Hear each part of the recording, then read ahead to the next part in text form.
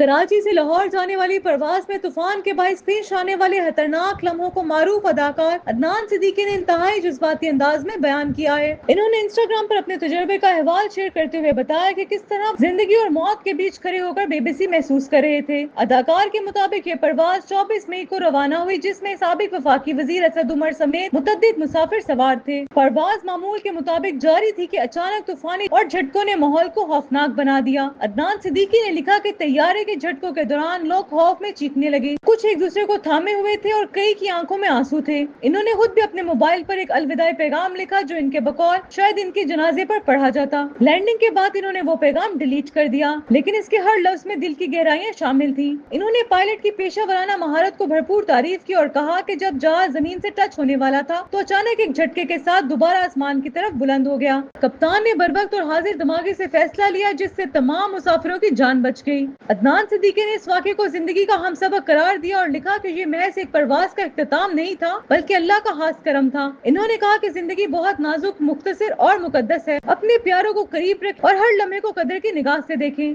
دوسری جانب رپورٹ ذرائع کے مطابق واقعے کے بعد پرواز میں سوار 57 مسافروں نے دوبارہ سفر کرنے سے انکار کر دیا تھا، جنہیں اپنے سامان کی واپسی میں کچھ دیر کا سامنا بھی کرنا پڑا۔